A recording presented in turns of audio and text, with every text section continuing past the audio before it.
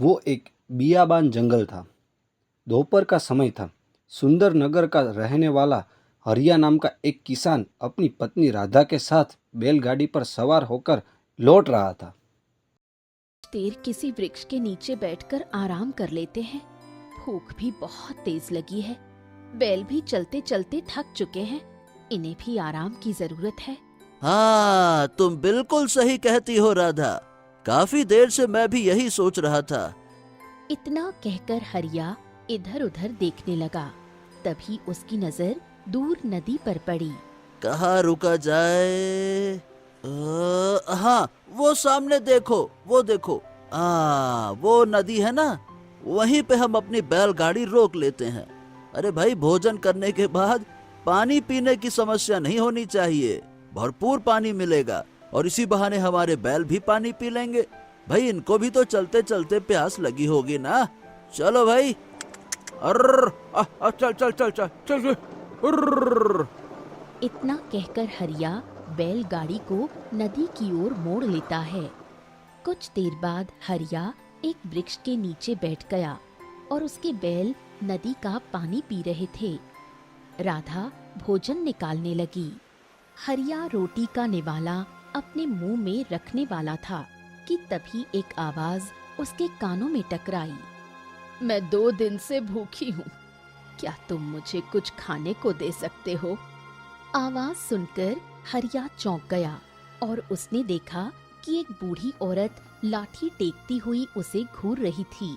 राधा भी उसे गौर से देखने लगी। इस घने जंगल में ये बूढ़ी औरत अकेली क्या कर रही है? क्या तुमने इसकी आंखों में देखा है? कितने विचित्र अंदाज में चमक रही है। मुझे तो ये बूढ़ी औरत कुछ ठीक नहीं लग रही। ओहो, ऐसा काहे बोल रही हो? हो सकता है कि ये बूढ़ी औरत जंगल में ही रहती हो, बेचारी भूखी हो। चलो, इसे कुछ खाने को दे देते हैं ना। इतना कहकर हरिया अपनी रोटी राधा को दे देता है।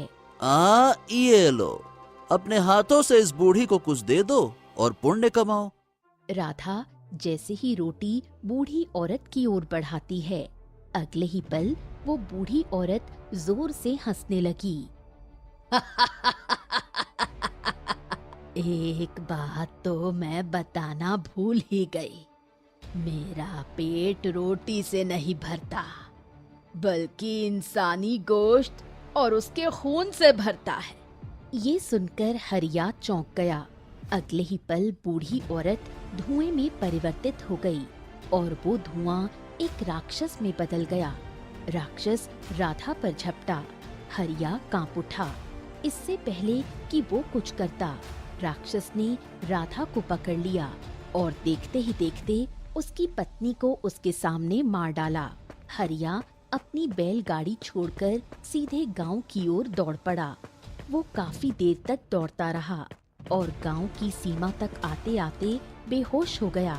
कुछ देर बाद जब हरिया की आंख खुली तो उसने देखा कि गांव का मुखिया और कुछ लोग उसके पास खड़े थे। अरे हरिया, आहा, क्या हो गया तुझे? तू हमें गांव की सीमा पर बेहोश मिला। तू तो अपनी पत्नी को लेकर किसी रिश्तेदार के शादी ब्याह में गया था। तेरी पत्नी राधा कहाँ है और तेरी बैलगाड़ी कहाँ है और तू यहाँ बेहोश कैसे मिला?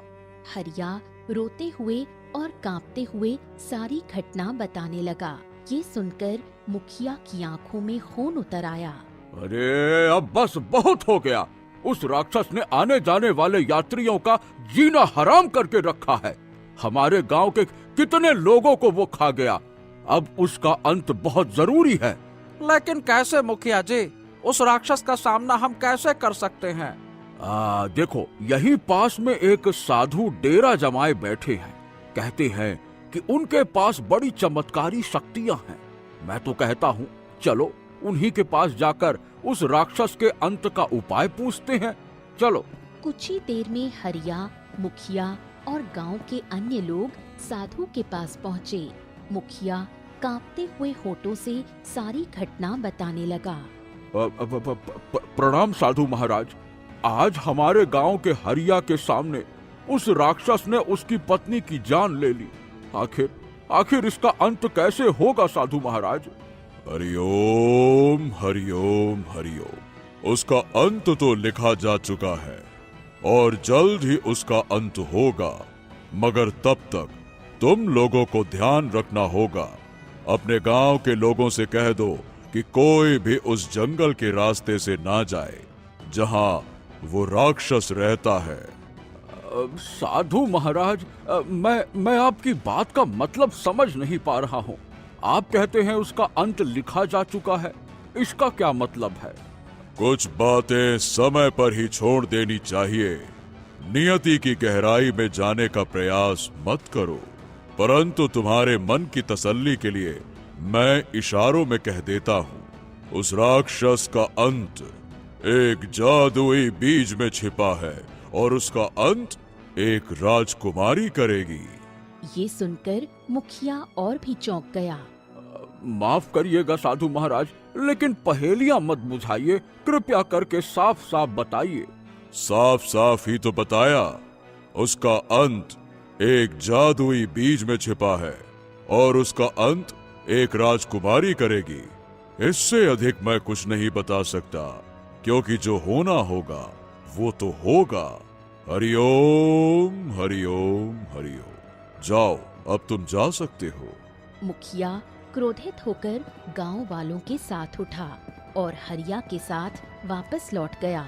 मुखिया गांव जाकर चौपाल में ऐलान करता हुआ बोला, देखो गांव वालों, साधु महाराज ने कुछ भी खुलकर नहीं बताया, परंतु उनकी बातों से ये अंदाजा लग गया था कि राक्षस का अंत अभी हाल फिलहाल में तो नहीं होने वाला। तुम सबको अगर किसी भी दूसरे राज्य को जाना हो तो उस जंगल के रास्ते से बिल्कुल मत जाना। समय ऐसे ही बीतने लगा और देखते ही देखते कुछ वर्ष भी बीत गए। उसी गांव में किशन नाम का एक किसान रहा करता था। एक दिन किशन घर थका हारा लौटा। तभी उसकी पत्नी बिंदिया बोली, अजी क्या हुआ? आपके चेहरे पर निराशा के बादल क्यों छाए हुए हैं? हाँ बिंदिया, क्या कहें, अब तुम्हारे इलाज में घर की जितनी जमा पूंजी थी वो सब खत्म हो गई। गांव के सभी किसान अपने खेत में बुवाई कर रहे हैं। बीज बोने का मौसम आ गया है, पर हमारे पास इतना धन नहीं है कि मैं बीज खरीद कर अपने खेत में बो सकूं। बस इसी बात की चिंता खाए जा रही है। एक तो हमारी शादी को 10 वर्ष हो गए और मैं तुम्हें संतान नहीं दे पाई, ऊपर से बीमार पड़ गई और तुम्हारी आर्थिक स्थिति बिगड़ गई। अरे अब इसमें चिंता करने की कोई बात नहीं है भाग्यवान। अब भाग्य में जो लिखा होता है उसे कोई बदल तो सकता नहीं है। तो अब तुम क्या करोगे? मैं क्या सोच रहा हूँ कि साहूकार बलराम से थोड़ा कर्ज ले लूं। लेकिन वो तो कर्ज के ऊपर बहुत भारी ब्याज लगाकर किसानों की जमीन हड़प लेता है। बात तो सही कह रही हो, लेकिन मैं बहुत थोड़ा सा ही कर्ज लूंगा। मुझे तो सिर्फ बीज खरीदने के लिए धन की आवश्यकता है, ज्यादा कुछ नहीं चाहिए। जो भी करना बहुत सोच समझ कर करना। हाँ हाँ, चिंता मत करो भाग्यवान, मैं बाकी के गांव वालों की तरह बुजदिल नहीं हूँ। साहूकार बलराम मेरे ऊपर मनमाना ब्याज नहीं लगा सकता। अगले दिन किशन साहूकार बलराम की हवेली में जा पहुंचा। किशन को देखकर बलराम खुश हो गया। आहा किशन अरे भैया, मेरी आंखें तरस गई थी तेरे दर्शन को। तुम जो हवेली में पधारे तो हमारा दिन बन गया। देखो भैया, गांव के लगभग सभी किसानों की जमीन मेरे अधीन है, केवल तुम्हारी जमीन छोड़कर। सोचता था कि एक दिन तुम्हें भी कर्ज की जरूरत तो पड़ेगी, और देखो भैया पड़ गई। बताओ भाई, कितना कर्ज चाहिए? साहूकार जी, मुझे केवल बीज खरीदने के लिए 5 मुद्राओं की आवश्यकता है। ये सुनकर बलराम चौंक गया। 5 मुद्राएं? ए भैया, अगर तुमको कर्ज लेना है तो ज्यादा लो, 5 मुद्राओं में क्या होता है? अब साहूकार जी, जितनी आवश्यकता है मैं उतना ही कर्ज लूंगा ना। हाँ, बदले में मैं तुम्हें मुंह मांगा ब्याज देने को तैयार हूँ। 5 मुद्राओं के बदले में मैं तुम्हें 10 मुद्राएं लौटा दूंगा। ये 10 मुद्राएं? क्या बात कर रहा है भैया? क्या मुझको पागल वागल समझ रखे हो क्या? हैं? मैं तुझे कर्ज नहीं देने वाला। और अब मेरी बात ध्यान से सुन, मैं वैसे भी तुझसे काफी समय से बात करना चाहता था। एक काम कर, अपना खेत ही मुझको बेच दे, ले जा खूब सारे पैसे। हैं? अरे लेकिन साहूकार जी, मैं तुम्हें अपना खेत काहे बेच दूं? क्योंकि तेरा ही खेत है जो मेरा नहीं है। मैं तुझे तेरे खेत की 50 मुद्राओं की कीमत देने के लिए तैयार हूँ। बता, देगा? ओ साहूकार, तुम्हारा दिमाग तो ठीक है ना? मेरा खेत उपजाऊ है। मेरे खेत की कीमत 500 मुद्राएं है। मेरा खेत मुफ्त में खरीदने का सपना छोड़ दो। और रहा सवाल कर्ज का, तो अब मुझे उसकी भी जरूरत नहीं है। मैं किसी और से ले लूंगा। बात करते हैं, खेत चाहिए। इतना कहकर किशन साहूकार बलराम की हवेली से गुस्से में निकल गया। किशन के वहां से जाते ही साहूकार का नौकर वहां आया। सेठ जी, केवल यही व्यक्ति है जो आपसे बिल्कुल नहीं डरता। अगर ऐसा ही हाल रहा तो धीरे धीरे आपका गांव में डर खत्म हो जाएगा। हैं? तू चिंता मत कर, मैं भी देखता हूँ कि ये अपने खेत में अब बीज कैसे बोता है। इतना कहकर साहूकार बलराम ने अपने नौकर से कुछ कहा। अरे वाह, ये तो बहुत ही अच्छा उपाय निकाला आपने। मैं आज और अभी से किशन के ऊपर नजर रखना शुरू कर देता हूँ। हाँ। इतना कहकर साहूकार का नौकर वहां से चला गया। तभी साहूकार बलराम की पत्नी रुक्मिणी अपनी 5 वर्षीय पुत्री राधिका को गोद में उठाए वहां आ गई। आप जो कर रहे हैं बिल्कुल सही नहीं कर रहे। आप कोई ऐसा काम मत कीजिए जिससे गांव वालों की हाय हमारे परिवार को लगे। अपने बारे में नहीं तो कम से कम अपनी पुत्री के बारे में तो सोचिए। अरे बकवास बंद करो रुक्मणी, कितनी बार तुमसे कहा है कि मेरे काम में टांग मत अड़ाया करो। इतना कहकर साहूकार बलराम वहां से चला गया। इधर किशन मुखिया के पास गया और अपनी परेशानी बताते हुए बोला। हाँ, तुम्हें उसके पास जाना ही नहीं चाहिए था किशन। हम सभी किसी न किसी दिन उसके पास कर्ज लेने के लिए गए और फिर अपनी जमीन गंवा बैठे, फंस गए। क्या करें अब? इतना कहकर मुखिया ने किशन को 5 मुद्राएं दे दी। अच्छा सुनो, जब तुम्हारी फसल उग जाए तो उसे बेचकर आराम से मुझे लौटा देना, ठीक है? परेशान मत होना। किशन मुखिया का धन्यवाद करते हुए वहां से बाहर आ गया। अगले दिन किशन उन 5 मुद्राओं से बीज खरीदकर अपने घर आया। हाँ, चलो सारी मुश्किलें हल हो गईं। कल हम दोनों मिलकर खेत में इन बीजों को बो देंगे। कुछ देर बाद दोनों सो गए, मगर वो ये नहीं जानते थे कि साहूकार का नौकर मोहन उनकी बातें सुन रहा था। मोहन चुपके से घर में घुसा और बीज चुरा लिए। फिर वो बाहर उस स्थान पर पहुंचा जहां किशन के बैल बंधे थे। आहा, अब देखता हूँ कि कल तुम दोनों अपने खेत में बीज कैसे बोते हो। इतना कहकर मोहन ने पैरों से उन सभी बीजों को कुचल डाला और चला गया। अगले दिन जब किशन उठा तो बाहर का दृश्य देखकर उसकी आंखें फटी की फटी रह गईं। उसके दोनों बैल मृत अवस्था में पड़े थे और उनके मुंह से झाग निकल रहा था। उसके सारे बीज नष्ट होकर जमीन पर बिखरे पड़े थे। ए बिंदिया, ए बिंदिया, जल्दी बाहर आओ। ए बिंदिया, बिंदिया। बिंदिया बाहर आई और रोते हुए बोली, हमारे बैलों को किसने मारा? लगता है कल रात हमारे बैलों को किसी ने जहर दे दिया। और ये देखो, ये बीज जो मैं मुखिया जी से पैसे लेकर आया था कर्ज में, उन पैसों से जो बीज खरीदे थे वो भी नष्ट हो चुके हैं। ऐसा लग रहा है जैसे इन्हें किसी ने पैरों से रौंद डाला हो। इतना कहकर किशन फूट फूट कर रोने लगा।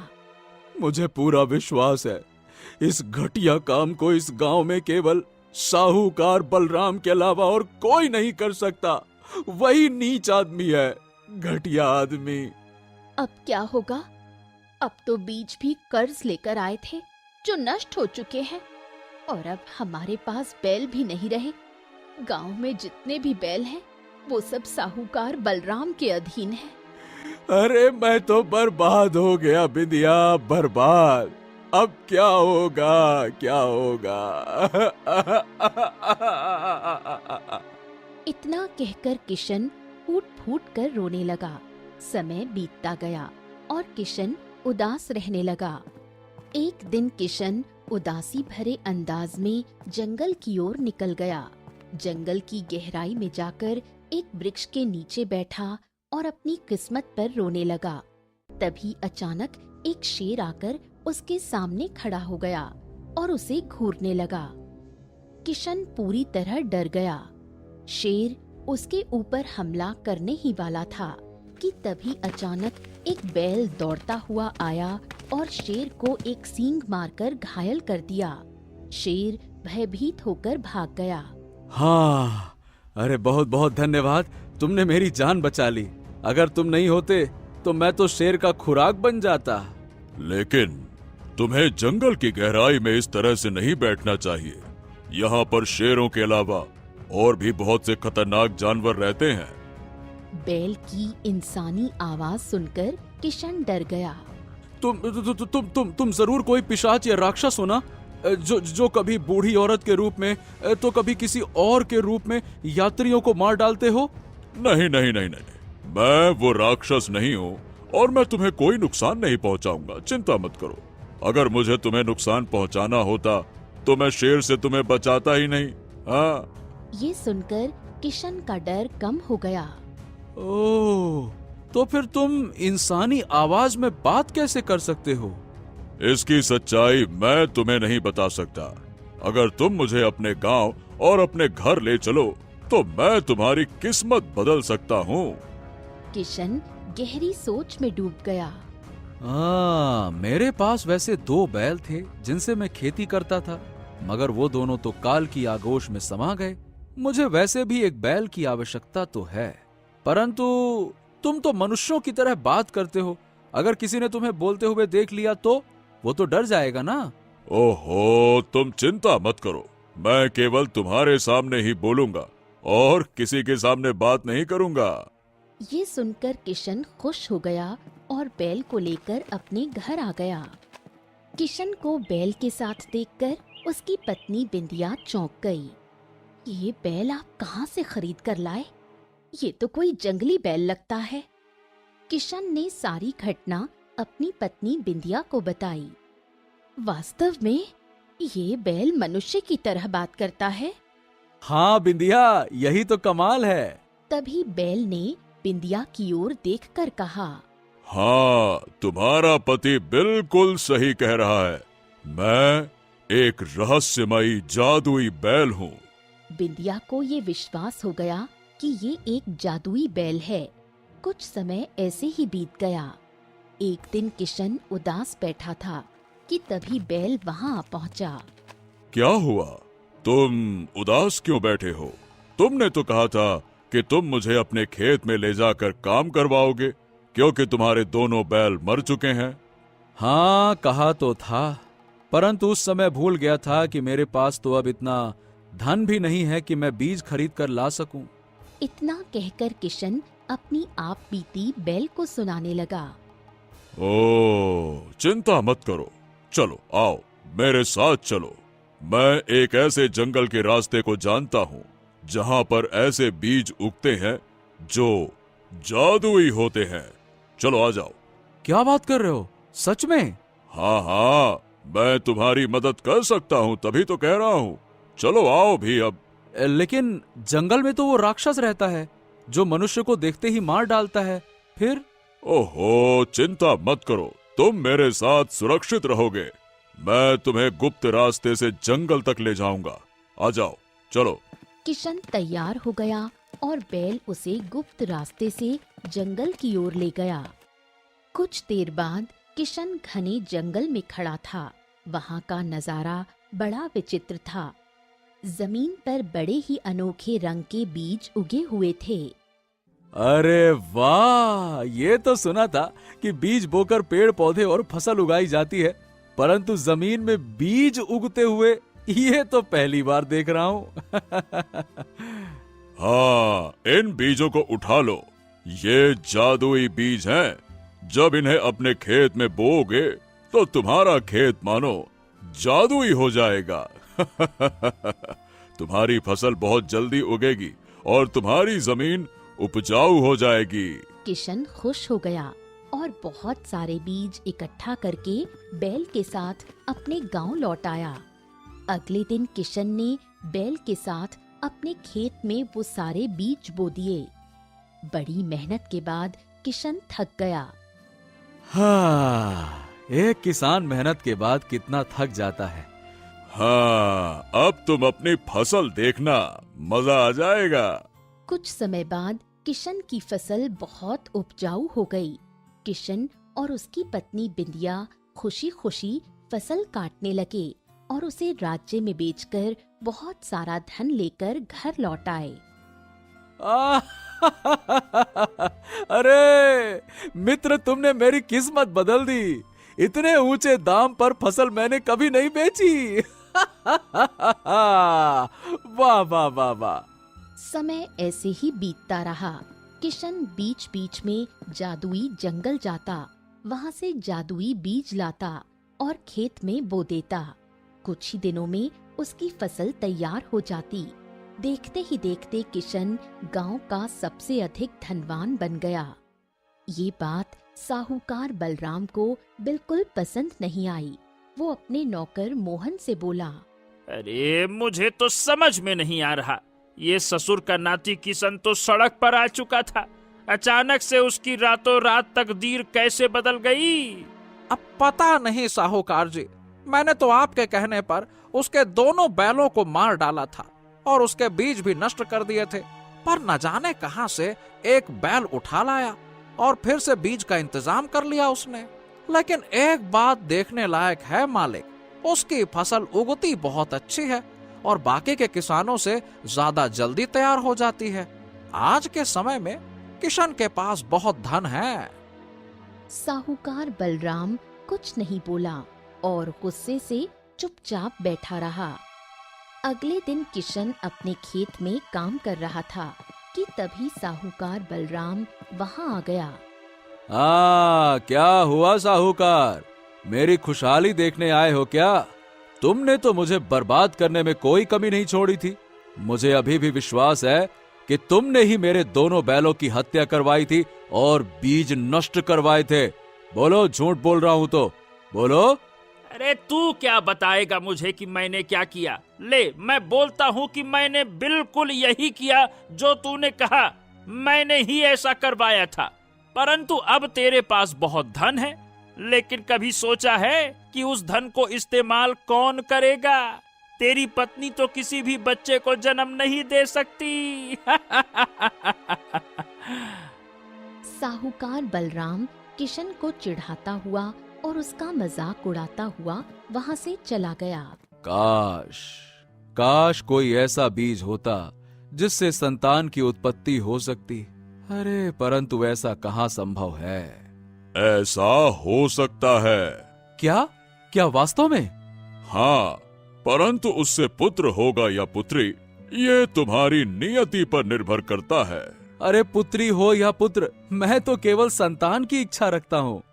तो फिर चलो मेरे साथ।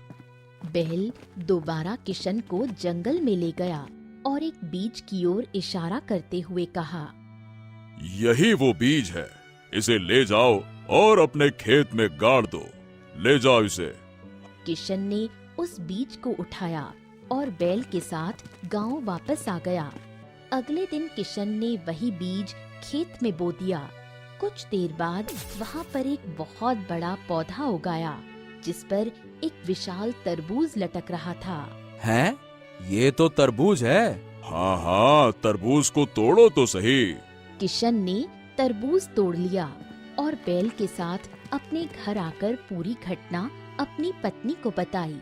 बिंदिया तरबूज को देखने लगी। अचानक ही तरबूज कई भागों में बट गया और उसके अंदर से एक सुंदर नवजात कन्या शिशु रोने लगी। किशन को विश्वास नहीं हुआ और वो बोला, हाँ, हे भगवान, इसमें तो सच में एक संतान है। नवजात कन्या को देखकर बिंदिया के मन में ममता उमड़ आई और उसने उसे अपनी गोद में उठा लिया। समय यूं ही बीतने लगा। किशन ने अपनी पुत्री का नाम बड़े ही प्यार से रूप सुंदरी रखा। देखते ही देखते रूप सुंदरी 20 वर्ष की हो गई। चारों ओर रूप सुंदरी की सुंदरता की चर्चा हो रही थी। साहूकार बलराम की पुत्री सुकन्या को ये बात बिल्कुल भी पसंद नहीं आई। एक दिन उसने क्रोध में अपने पिता से कहा, जिसे देखो वही रूप सुंदरी के बारे में बात करता है। आखिर वो एक किसान की पुत्री है या फिर कोई राजकुमारी? अरे चलो मेरे साथ, रूप सुंदरी की सुंदरता के चर्चे आज के बाद बंद हो जाएंगे। चलो। साहूकार बलराम अपनी पुत्री सुकन्या को लेकर किशन के खेत में पहुंचा, जहां किशन अपने परिवार और गांव वालों के साथ बैठा था। अरे ओ रूप सुंदरी, आखिरकार तू अपने आप को समझती क्या है, हैं? क्या हुआ? मैंने ऐसा क्या किया जो आप इतने क्रोधित हो रहे हैं? हर तरफ तुम्हारी ही सुंदरता के चर्चे हैं। तो इसका मतलब तुम मेरी सुंदरता से जलती हो? ये सुनकर बलराम और भी क्रोधित हो गया और किशन की ओर देखकर बोला, तेरी पत्नी तो बांझ थी, रूप सुंदरी तेरी पुत्री हो ही नहीं सकती। मुझे अच्छी तरह से याद है, बरसों पहले मैंने तेरी पत्नी के बांझ होने का मजाक उड़ाया था।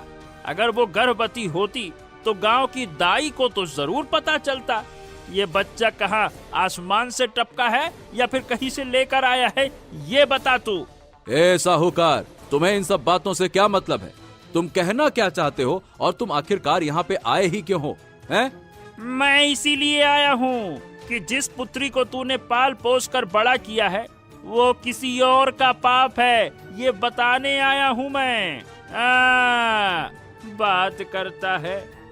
इतना कहकर बलराम अपनी पुत्री सुकन्या के साथ उसका मजाक उड़ाता हुआ वहाँ से चला गया। अगले दिन सुकन्या ने अपने पिता से कहा, पिताजी, मैं अपनी सहेली के साथ जंगल घूमने जा रही हूँ। अरे जंगल की गहराई में मत जाना बेटा, वहाँ एक राक्षस का शासन है। हाँ। चिंता मत कीजिए, मैं साहूकार बलराम की पुत्री हूँ। कोई राक्षस मेरा कुछ नहीं बिगाड़ सकता। सुकन्या वहाँ से चली गई। कुछ देर बाद साहूकार बलराम गांव की सीमा पर टहलने के लिए चला गया। अचानक वहाँ पर सुकन्या की सहेली दौड़ती हुई आई। साहूकार बलराम उसे घबराए हुए देखकर चौंक गया। अरे लड़कियों, तुम्हारे साथ सुकन्या थी तुम्हारी सहेली, वो कहाँ है और तुम इतनी डरी हुई काहे हो? मैं और सुकन्या जंगल के सुंदर दृश्य देख रहे थे। तभी अचानक एक बूढ़ी औरत आई और वो राक्षस में बदल गई और ये कहकर वहाँ से गायब हो गई कि आज पूर्णिमा की रात इसका मांस खाकर और खून पीकर मैं और ज्यादा शक्तिशाली हो जाऊंगी। ये सुनकर साहूकार बलराम अपना सर पकड़कर बैठ गया। हे भगवान, हे भगवान, ये क्या हो गया? ये क्या हो गया? कुछ ही देर में ये खबर गांव में जंगल की आग की तरह फैल गई। हर कोई खुश था कि साहूकार बलराम की पुत्री को राक्षस पकड़ कर ले गया। जब ये खबर रूप सुंदरी तक पहुंची तो वो व्याकुल हो गई और उसने अपने पिता से कहा, सुकन्या चाहे जैसी भी हो लेकिन मनुष्य है, हमें उसकी मदद करनी चाहिए। ये तुम क्या कह रही हो बेटी? सुकन्या और उसके पिता ने तुम्हारे साथ कितना अन्याय किया, उसके बाद भी तुम उसकी मदद करना चाहती हो? हाँ पिताजी, क्योंकि उनमें इंसानियत नहीं है, लेकिन हमें इंसानियत दिखानी है।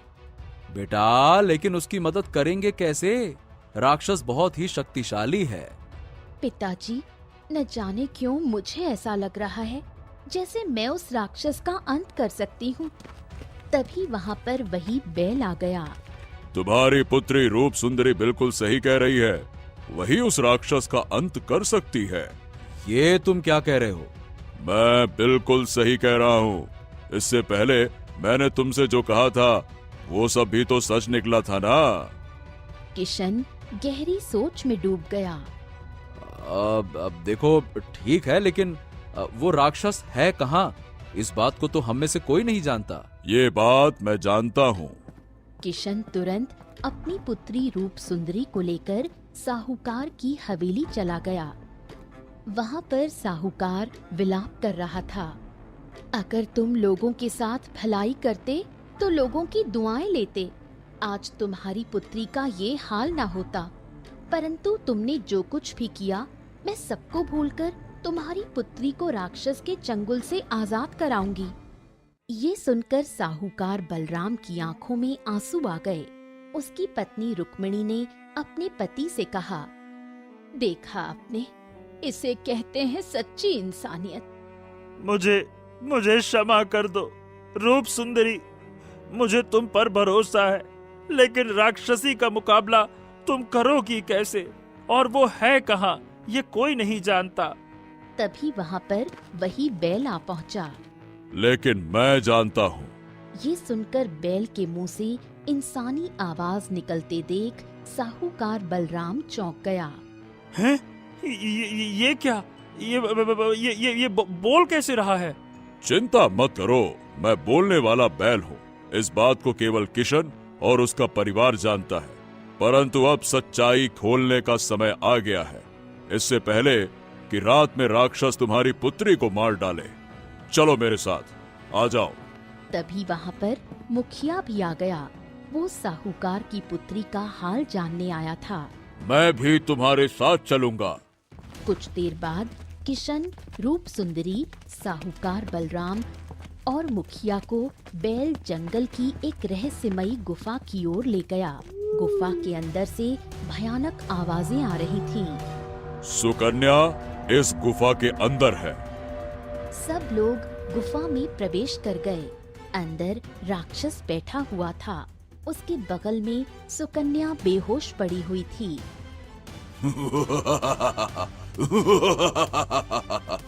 अच्छा हुआ, लगता है कि आज मेरा दिन बहुत शुभ है। अब सबका अंत निश्चित है। अगले ही पल रूप सुंदरी की आंखों से रंग बिरंगी किरणें निकलने लगी। राक्षस के शरीर पर पड़ते ही वो जलने लगा और कुछ ही देर में राख हो गया। ये देख सभी लोग चौंक गए। बेटा, ये सब कुछ तुमने कैसे किया? मुझे नहीं पता पिताजी, बस मेरी आंखों से अचानक रंग बिरंगी किरणें निकलने लगी। अगले ही पल बैल एक राजा में परिवर्तित हो गया। ये देखकर रूप सुंदरी, किशन और साहूकार बलराम चौंक गए। तभी वहाँ पर वही साधु प्रकट हो गया, जिसने वर्षों पहले मुखिया के सामने राक्षस के अंत की भविष्यवाणी की थी। मैंने तुमसे कहा था ना कि राक्षस का अंत एक बीज से होगा और उसका अंत एक राजकुमारी करेगी। अरे हाँ हाँ हाँ हाँ, मुझे सब याद आ गया। अरे आप तो वही साधु महाराज हैं, लेकिन रूप सुंदरी तो किशन की पुत्री है। पर बीज का रहस्य, ये मुझे कुछ भी समझ में आया नहीं महाराज। साधु तुरंत किशन की ओर देखकर बोला, समय आ गया है कि अब तुम अपनी सच्चाई बता दो कि तुम किस तरह से धनवान बने हो।